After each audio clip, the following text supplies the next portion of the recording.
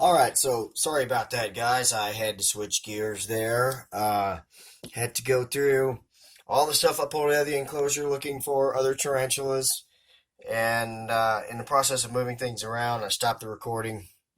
So I decided to use that time to charge my light, charge my phone battery, and just kind of focus on the animals and looking for all of the animals. And I went through all of the cork bark, sticks, webbing, and substrate in that enclosure, and it looks like my first attempt at keeping a communal had a 50% success rate.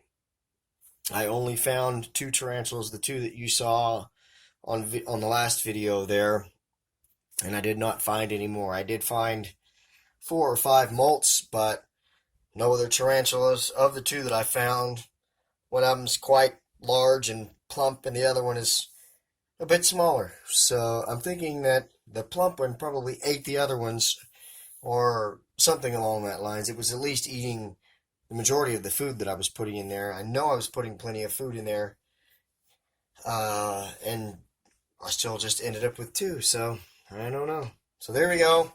We got two left. We'll go ahead and show them to you now. We'll start with the smallest one that we pulled out. I don't know how well you can see it. They really are a gorgeous little tarantula. My buddy Anthony Johansson from Tarantulas America pointed these guys out to me.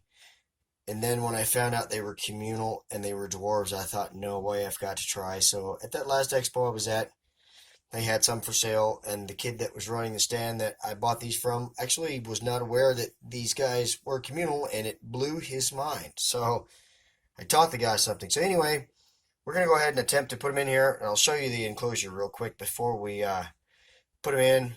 It's a really basic enclosure, just some substrate, a couple inches of substrate. There is a starter burrow in that corner. I started with my pinky finger, and then there's a starter burrow in this corner that I started with my pinky finger, and then I put a bit of moss near each one of those for water drinking, and then this little decorative spider skeleton right here is one of the things that Jonathan from Tennessee Tarantulas gave me while I was down there, and I told myself I wasn't going to use it for a tarantula enclosure because I've seen videos and seen these in enclosures, but with these guys being heavy webbers as they are, they need plenty of anchor points, and I'm out of sticks, and I thought, this thing's got plenty of anchor points. So there we go. That's the hope that one will adopt a burrow here, one will adopt a burrow over here in this corner, and they'll web up all around this spider and everything, and everyone will be nice and happy. So we're going to release the first one. I think the best way to do it is just set the file down in there and see if we can't flush it out. I did not get a bendy straw out, which might have been a little bit easier. Straight down into the pre-made burrow. Couldn't have been any smoother, but you see that? That has been my experience with these guys, man. They are runners. They are fast, and when they run, they run.